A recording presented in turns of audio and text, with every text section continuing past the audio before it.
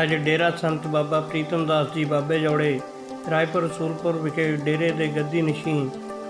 ਸੰਤ ਬਾਬਾ ਨਿਰਮਲ ਦਾਸ ਜੀ ਪ੍ਰਧਾਨ ਸ਼੍ਰੀ ਗੁਰੂ ਰਵਿਦਾਸ ਸਾਧੂ ਸੰਪਰਦਾਇ ਸੁਸਾਇਟੀ ਦੇ ਵੱਡੇ ਭਾਈ ਸਾਹਿਬ ਸਰਦਾਰ ਪ੍ਰਕਾਸ਼ ਸਿੰਘ ਜੀ ਜੋ ਪਿਛਲੇ ਦਿਨੀ ਚਲਾਣਾ ਕਰ ਗਏ ਸੀ, ਉਹਨਾਂ ਨਿਮਿਤ ਅੱਜ ਪਾਠਾਂ ਦੇ ਭੋਗ ਪਾਏ ਔਰ ਉਹਨਾਂ ਦੀ ਆਤਮਿਕ ਸ਼ਾਂਤੀ ਲਈ ਅੰਤਿਮ ਅਰਦਾਸ ਕੀਤੀ ਗਈ, ਜਿਹਦੇ ਵਿੱਚ ਵੱਖ-ਵੱਖ ਡੇਰਿਆਂ ਤੋਂ ਸੰਤ ਮਹਾਂਪੁਰਸ਼ਾਂ ਨੇ ਆਣ ਕੇ ਆਪਣੀ ਹਾਜ਼ਰੀ ਭਰੀ ਔਰ ਉਹਨਾਂ ਨੂੰ ਸ਼ਰਧਾ ਦੇ ਫੁੱਲ ਭੇਂਟ ਕੀਤੇ। ਇਸ ਮੌਕੇ ਸਾਬਕਾ ਕੈਬਨਿਟ ਮੰਤਰੀ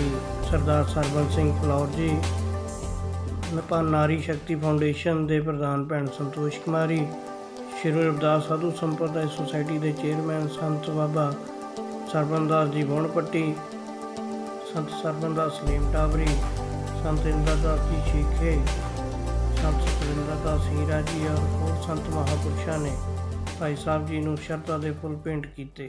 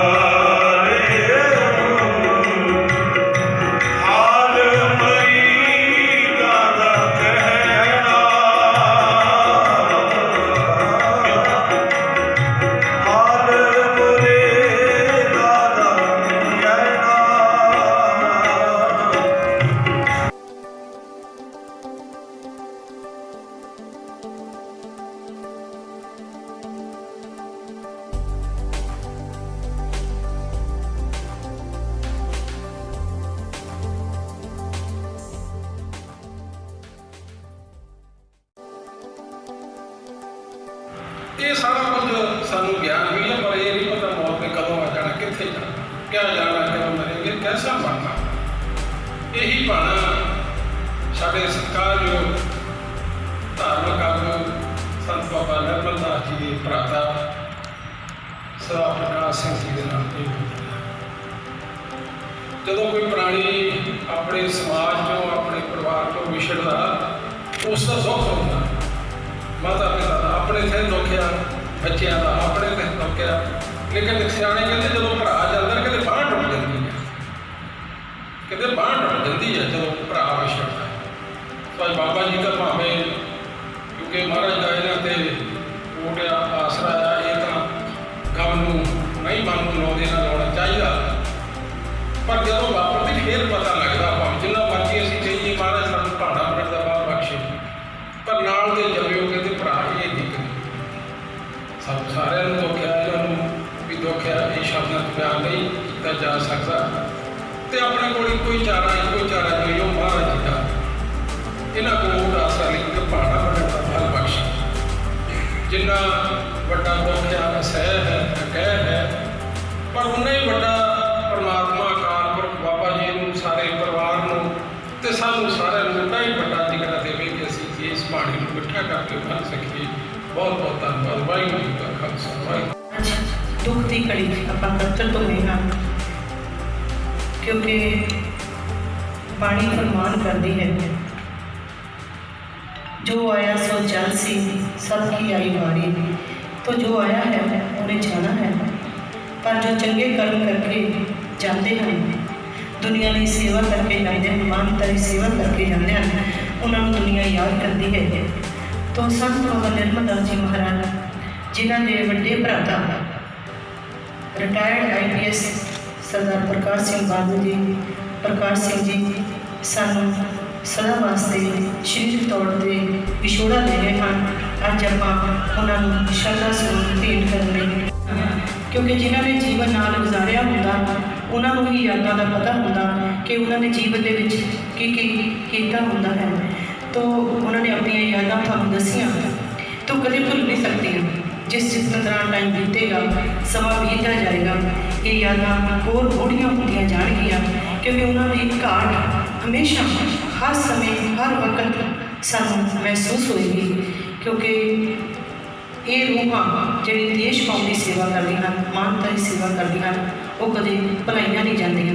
ਤੋ ਆਓ ਆਪਾਂ ਸਾਰੇ ਇਕੱਠੇ ਹੋ ਕੇ ਬਾਬਾ ਜੀ ਦੇ ਨਾਲ ਅਸੀਂ ਬਹੁਤ ਬਹੁਤ ਦੁੱਖ ਸਾਂਝਾ ਕਰਦੇ ਹਾਂ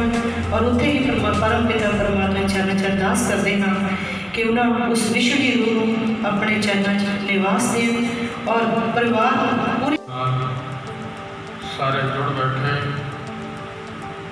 ਸਾਡੇ ਸਤਿਕਾਰਯੋਗ ਸੰਤ ਨਿਰਮਲ ਦਾਸ ਮਹਾਰਾਜ ਜੀ, ਸ੍ਰੀ ਗੁਰਦਾਸ ਸਾਧੂ ਸੰਪਰਦਾ ਸੁਸਾਇਟੀ ਰਿਸ਼ਤੇ ਪੰਜਾਬ ਦੇ ਪ੍ਰਧਾਨ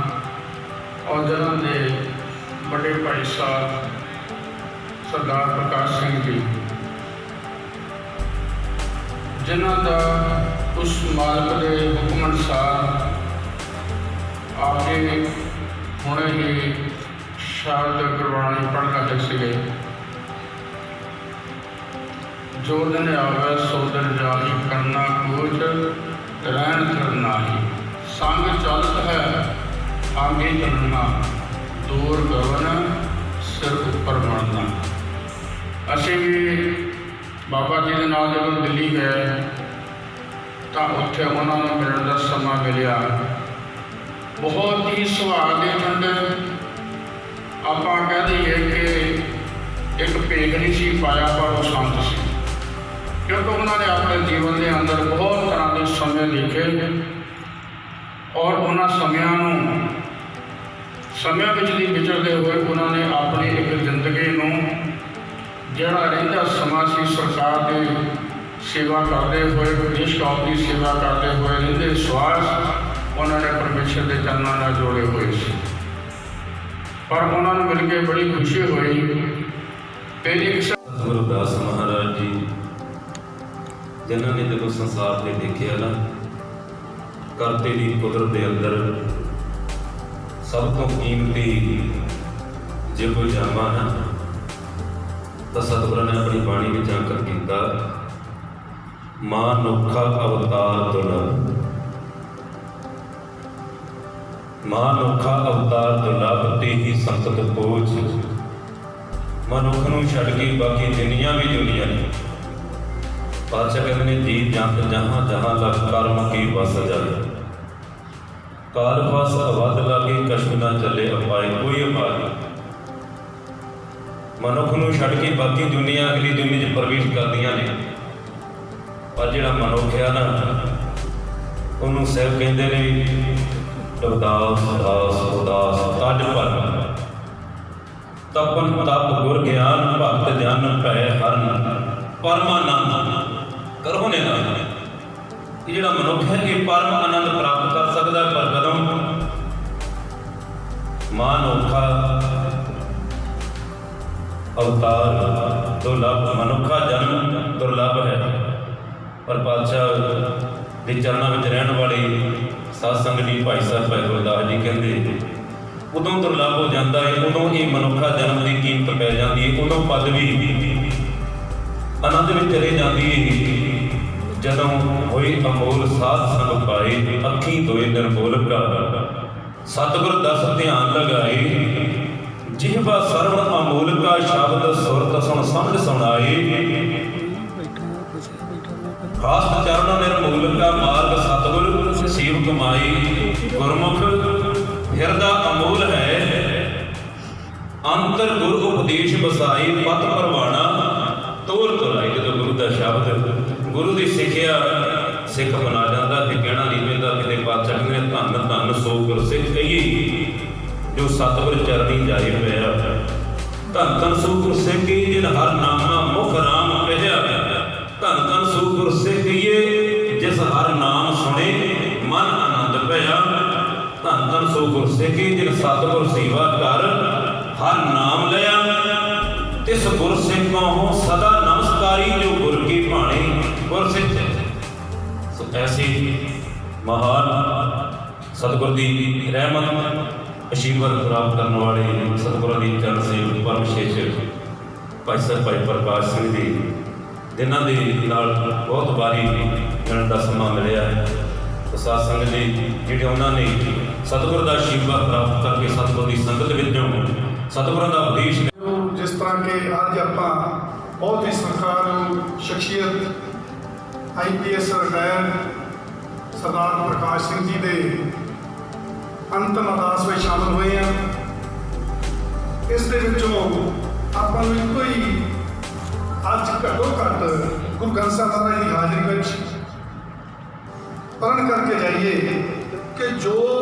ਗੁਰੂ ਗ੍ਰੰਥ ਸਾਹਿਬ ਮਹਾਰਾਜ ਦੀ ਹਜ਼ੂਰੀ ਵਿੱਚ ਉਸ ਰੂਹ ਦੇ ਬਾਰੇ ਵਿੱਚ ਦੱਸਿਆ ਜਾ ਰਿਹਾ ਹੈ ਕਿ ਉਸਨੇ ਇਤਨੇ ਅੱਛੇ ਕਰਮ ਕੀਤੇ, ਇਮਾਨਦਾਰੀ ਨਾਲ ਬੇਦਾਗ ਇਸ ਦੁਨੀਆ ਤੋਂ ਗੁਰੂ ਮਹਾਰਾਜ ਦੇ ਚਰਨਾਂ ਵਿੱਚ ਜਾ ਰਾਜੇ।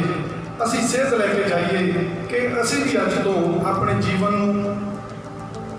ਸੱਚਾ ਸੁੱਚਾ ਬਣਾਈਏ, ਇਮਾਨਦਾਰ ਔਰ ਬਿਨਾਂ ਨਿੰਦਿਆ ਚੁਗਲੀ, ਬਿਨਾਂ ਕਿਸੇ ਨਾਲ ਵੈਰ ਵਿਰੋਧ ਆਪਣਾ ਜੀਵਨ ਸ਼ੁਰੂ ਕਰੀਏ। ਇਹੋ ਸੱਚੀ ਤੇ ਸੁੱਚੀ ਜੋ ਸ਼ਰਧਾਂਜਲੀ ਹੈ ਉਹ ਸਾਡੇ ਰਿਟਾਇਰਡ ਸਰਦਾਰ ਪ੍ਰਕਾਸ਼ ਸਿੰਘ ਜੀ ਨੂੰ ਹੋਵੇਗੀ। ਆਲ ਇੰਡੀਆ ਆਰਟ ਮਿਸ਼ਨ ਵੱਲੋਂ ਸ਼੍ਰੀ ਗੁਰੂ ਰਵਿਦਾਸ ਇਤਿਹਾਸਕ ਧਰਮ ਸਥਾਨ ਸ਼੍ਰੀ ਚਰਨ ਸੱਚਖੰਡ ਖਰਾਲਗੜ੍ਹ ਸਾਹਿਬ ਦੀ ਸਮੁੱਚੀ ਪ੍ਰਬੰਧਕ ਕਮੇਟੀ ਵੱਲੋਂ ਆਦਿ ਧਰਮ ਪੱਤਰਕਾਰ ਦੇ ਸੰਪਾਦਕ ਜੀ ਆਏ ਹੋਏ ਹਨ ਸ਼੍ਰੀ ਮਾਨਵੀਰ ਚੰਦ ਸਰੀਲਾ, ਉਹਨਾਂ ਦੀ ਸਮੁੱਚੀ ਟੀਮ ਵੱਲੋਂ ਅਸੀਂ ਬਾਬਾ ਜੀ ਦੇ ਨਾਲ ਇਹੋ ਕਹਿ ਸਕਦੇ ਹਾਂ ਕਿ ਕੋਈ ਕਿਸੇ ਦੀ ਜਗ੍ਹਾ ਤੇ ਨਹੀਂ ਇਸ ਨੂੰ ਵੰਡਾ ਸਕਦਾ, ਲੇਕਿਨ ਸਮਾਜ ਦੇ ਵਿੱਚ ਰਹਿੰਦੇ ਹੋਏ ਜਿਸ ਤਰ੍ਹਾਂ ਆਪਾਂ ਇਕੱਠੇ ਹੁੰਦੇ ਹਾਂ ਕਿ ਖੁਸ਼ੀ ਦੇ ਵਿੱਚ ਇਕੱਠੇ ਹੋਈਏ ਤੇ ਖੁਸ਼ੀ ਵੱਧਦੀ ਹੈ, ਜੇਕਰ ਗਮ ਦੇ ਵਿੱਚ ਇਕੱਠੇ ਹੋਈਏ ਤੇ ਗਮ ਘਟਦਾ ਹੈ, ਦੁੱਖ ਘਟਦਾ ਹੈ। ਅਸੀਂ ਇਸ ਦੁੱਖ ਦੀ ਘੜੀ ਦੇ ਵਿੱਚ ਬਾਬਾ ਜੀ ਦੇ ਨਾਲ ਹਾਂ ਔਰ ਇਹਨਾਂ ਸ਼ਬਦਾਂ ਦੇ ਨਾਲ ਮੈਂ ਆਪ ਸਾਰਿਆਂ ਤੋਂ ਇਜਾਜ਼ਤ ਲੈਂਦਾ ਹੋਇਆ। ਜੈ ਗੁਰਦੇਵ, ਧੰਨ ਗੁਰਦੇਵ, ਵਾਹਿਗੁਰੂ ਜੀ ਕਾ ਖਾਲਸਾ, ਵਾਹਿਗੁਰੂ ਜੀ ਕੀ ਫਤਿਹ। ਬੜੀ ਦੁੱਖ ਦੀ ਗੱਲ ਹੈ ਕਿ ਸਾਡੇ ਬਹੁਤ ਹੀ ਸਤਿਕਾਰਯੋਗ ਬਾਬਾ ਨਿਰਮਲ ਦਾਸ ਜੀ, ਇਹਨਾਂ ਦੇ ਭਰਾਤਾ ਸਰਦਾਰ ਪ੍ਰਕਾਸ਼ ਸਿੰਘ ਜੀ, ਜੋ ਪਿਛਲੇ ਦਿਨੀ ਸਦੀਵੀ ਵਿਛੋੜਾ ਦੇ ਕਰਕੇ ਅਕਾਲ ਪੁਰਖ ਵਾਹਿਗੁਰੂ ਜੀ ਦੇ ਚਰਨਾਂ ਵਿੱਚ ਜਾ ਵਿਰਾਜੇ। ਸੋ ਇਹ ਇੱਕ ਅਸਹਿ ਦੁੱਖ ਹੈ। ਗ੍ਰੰਥਾਂ ਕਾਰਨ ਸਾਰੇ ਦੁੱਖਾਂ ਤੋਂ ਵੱਡਾ ਦੁੱਖ ਵਿਛੋੜੇ ਦਾ ਹੈ। ਰੋਗ ਦਾ ਦੁੱਖ ਹੈ, ਭੁੱਖ ਦਾ ਦੁੱਖ ਹੈ, ਮੌਤ ਦਾ ਦੁੱਖ ਹੈ। ਮੌਤ ਵੀ ਜਦੋਂ ਆ ਜਾਂਦੀ ਹੈ ਤੇ ਉਹ ਵੀ ਦੁੱਖ ਸਮਾਪਤ ਹੋ ਜਾਂਦਾ ਹੈ। ਪਰ ਜਿਹੜਾ ਵਿਛੋੜੇ ਦਾ ਦੁੱਖ ਹੈ, ਨਾਲ ਦੇ ਸਕੇ ਭਰਾ ਜਿਹੜੇ ਹਨ, ਭਰਾ ਬਾਬਾ ਹੁੰਦੇ ਹਨ, ਸੋ ਉਹ ਨਾ ਪੂਰਾ ਹੋਣਾ ਵਾਲਾ ਘਾਟਾ ਪਿਆ ਹੈ। ਪਰ ਸਤਿਗੁਰ ਸੱਚੇ ਪਾਤਸ਼ਾਹ ਗੁਰੂ ਕਲਗੀਧਰ ਪਿਤਾ ਸ੍ਰੀ ਗੁਰੂ ਗੋਬਿੰਦ ਸਿੰਘ ਸਾਹਿਬ ਮਹਾਰਾਜ ਸਾਨੂੰ ਆਪਣੀ ਸ੍ਰੀ ਮੁੱਖ ਵਾਕ ਬਾਣੀ ਦੇ ਅੰਦਰ ਸਮਝਾਉਣ ਦਾ ਯਤਨ ਕਰ ਰਹੇ ਹਨ। ਸਤਿਗੁਰੂ ਜੀ ਬਚਨ ਕਰ ਰਹੇ ਹਨ, ਮਾਤੇ ਮਤੰਗ ਜਰੇ ਜਨ ਸੰਗ ਅਨੂਪ ਉਤੰਗ ਸੁਰੰਗ ਸੁਵਾਰੇ, ਕੋਟ ਤਰੰਗ ਕੁਰੰਗ ਸੇ ਕੂਦਤ ਪੌਣ ਕੇ ਕੌਣ ਕੋ ਜਾਤ ਨਵਾਰੇ, ਭਾਰੀ ਭੁਜਾਨ ਕੇ ਭੂਪ ਭਲੀ ਵਿਦ ਨਿਆਮਤ ਸੀਸ ਨ ਜਾਤ ਵਿਚਾਰੇ, ਇਤੇ ਭੈ ਤੋ ਕਹਾਂ ਭੈ ਭੂਪਤ ਅੰਤ ਕੋ ਨੰਗ ਹੀ ਪਾਏ ਪਧਾਰੇ। ਆਖੋ ਸਤਨਾਮ ਸ੍ਰੀ ਵਾਹਿਗੁਰੂ। ਸਤਿਗੁਰੂ ਜੀ ਸਾਨੂੰ ਸਮਝਾਉਣ ਦਾ ਯਤਨ ਕਰ ਰਹੇ ਹਨ ਕਿ ਬੜੇ ਬੜੇ ਰਾਜੇ ਮਹਾਰਾਜੇ, ਜਿਨ੍ਹਾਂ ਦੇ ਕੋਲ ਬੜੇ ਸੁੰਦਰ ਹਾਥੀ, ਜਿਹੜੇ ਕੀਮਤੀ ਮੋਤੀਆਂ ਦੀਆਂ ਮਾਲਾਂ ਦੇ ਨਾਲ ਜਿਨ੍ਹਾਂ ਦਾ ਸ਼ਿੰਗਾਰ ਕੀਤਾ ਹੋਇਆ ਹੈ, ਜਿਨ੍ਹਾਂ ਦੇ ਕੋਲ ਕੋਟਾਂ ਦੀ ਗਿਣਤੀ ਵਿੱਚ ਘੋੜੇ ਹਨ, ਜਿਹੜੇ ਹਵਾ ਦੀ ਤਰ੍ਹਾਂ ਤੇਜ਼ ਰਫ਼ਤਾਰ ਹੈ, ਹਿਰਨਾਂ ਦੀ ਤਰ੍ਹਾਂ ਚੁੰਗੀਆਂ ਭਰ ਰਹੇ ਹਨ, ਉਹਨਾਂ ਰਾਜੇ ਮਹਾਰਾਜਿਆਂ ਨੂੰ ਪ੍ਰਜਾ ਨਮਸਕਾਰ ਕਰ ਰਹੀ ਹੈ। ਇਹ ਸਤਿਗੁਰੂ ਜੀ ਅੰਤ ਕੋ ਨੰਗ ਹੀ ਪਾਏ ਪਧਾਰੇ। ਇਹ ਆ ਕਰਕੇ ਚੰਗੇ ਕਰਮ ਕੀਤੇ ਹੈ, ਕੁਛ ਜ਼ਿੰਦਗੀ ਜੀਵਨ ਦੇ ਵਿੱਚ ਪ੍ਰਾਪਤੀਆਂ ਕੀਤੀਆਂ ਸੰਸਾਰ ਦੇ ਵਾਸਤੇ, ਕੁਛ ਆਪਣੇ ਵਾਸਤੇ, ਉਹਨਾਂ ਦੇ ਨਾਮ ਰਹਿ ਜਾਂਦੇ। ਇਹਦੇ ਸੰਸਾਰ ਤੇ ਸਾਕਤ ਬੱਬੜਾ ਮਰ ਗਿਆ, ਕੋਈ ਨ ਲਹੈ ਨਾ। ਮੂਰਖ ਆਦਮੀ ਦਾ ਕੋਈ ਨਾਂ ਨਹੀਂ ਲੈਂਦਾ ਹੁੰਦਾ ਬਈ, ਜਿਹਦੇ ਵਿੱਚ ਕੋਈ ਗੁਣ ਹੁੰਦੇ ਆ, ਜਿਹਦੇ ਵਿੱਚ ਕੋਈ ਜਜ਼ਬਾ